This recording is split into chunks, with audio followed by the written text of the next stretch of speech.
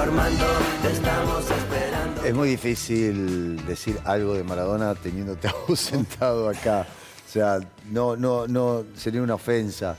Por eso yo solamente digo, ¿qué alcance ha tenido en tu vida la presencia de Diego? Debe haber sido decisivo, ¿no? No estaría acá, por ejemplo. No, fue sin ninguna duda la persona el hombre más importante de mi vida. Entendido esto como que más allá de que tus padres te la dan, pero si yo no lo hubiera encontrado a él, y en eso, como yo soy muy agradecido, también debo agradecer a Andónico Goicoechea, ¿no?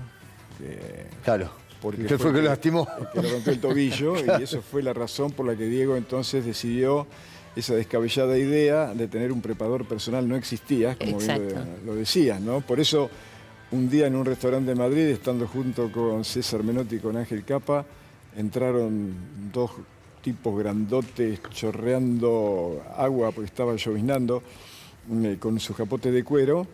Y César entonces cuando... ¿Qué pasa, viejo? ¿Qué hacen acá? Claro, resulta que era Andónico Goicoechea con Arteche, que eran los dos centrales del Bilbao. Y entonces, bueno, me lo presentó y yo le dije, entonces le estreché la mano, que era una mano grandota así. De arquero.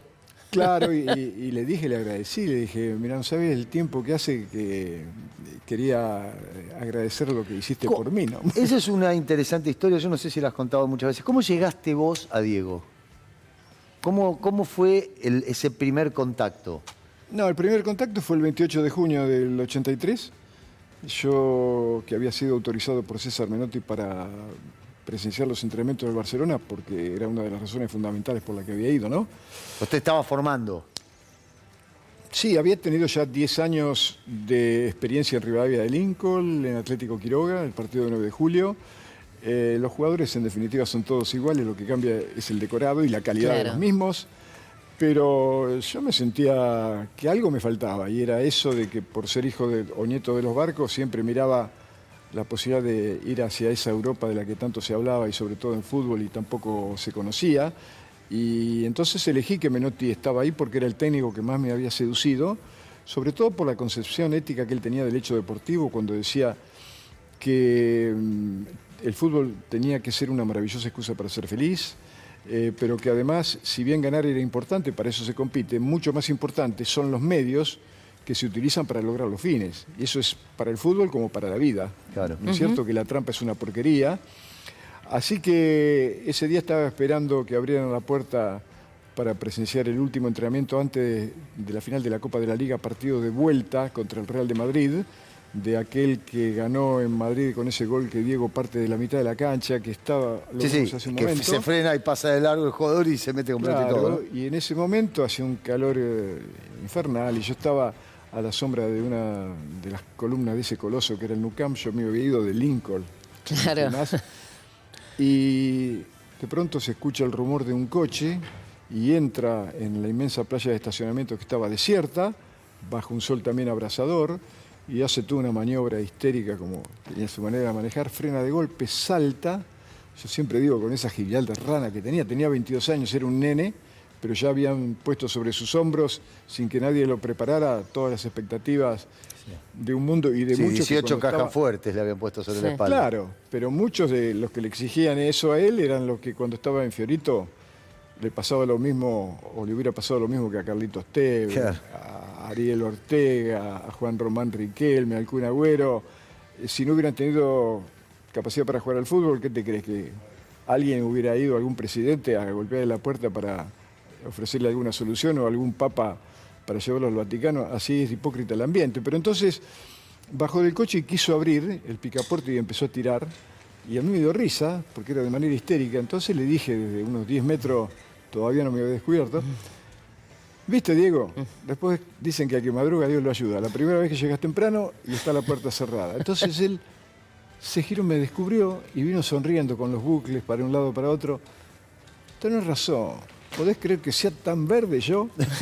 Ay, qué lindo. Y empezamos a hablar, y ahí ya desde el primer momento hubo una corriente de mucha empatía, de mucho afecto, de mucha ternura, digamos. Esa fue la base de la relación. Porque por otro lado, Diego era eso, era un chico de una enorme ternura en la demostración de sus afectos para con su familia, con sus amistades. Era además muy divertido, muy ocurrente, muy atorrante, como suelen ser los chicos que salen de esas condiciones, pero también con algo que traía desde la cuna, que era absolutamente suyo, más allá del genio para jugar, que era su determinación para rebelarse contra todos aquellos designios del poder cuando el poder era injusto. Él no vacilaba en meter la cabeza dentro de la boca del león, arriesgando a que el león la cerrara, ¿no?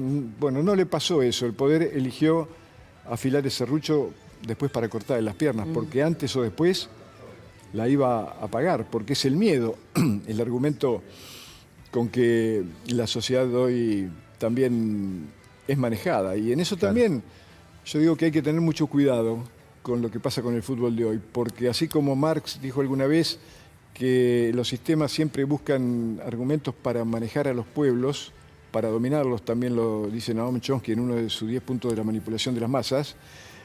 Antes era la religión como opio de los pueblos, pero hoy creo que es el fútbol, ¿no? Que sirve para frivolizarnos, para estupidizarnos, para hacernos creer que en un partido se juega el destino de una nación, que es algo de vida o muerte, que tiene que ser una guerra, porque muchas veces muchos miserables colegas, bueno, no puedo llamarlos colegas tuyos, ¿no? Pero que lo presentan de esa manera cuando... Sí, con lenguaje bélico. ¿Saben lo que es una guerra? Que en este mismo momento hay un misil que está destrozando vidas. Entonces basta. Por eso yo exijo los mecanismos del Estado y sobre todo aquellos, si el fútbol es un elemento cultural, ¿a dónde está la gente del Ministerio de Cultura que no dice nada al respecto? Y si es tan importante para la sociedad, entonces una cosa que es muy importante tiene que estar dirigida por gente realmente capacitada. ¿Por qué Scioli es el secretario de Deporte? Si sentado en una mesa... Es una buena pregunta que nadie puede responder. Claro. Pero hay algunas sospechas, digamos.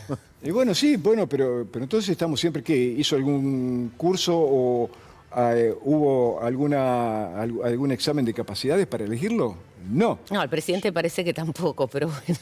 Bueno, por eso te digo, entonces estamos en manos de cualquiera, y si estamos en manos de cualquiera, la nave va a llegar a cualquier puerto.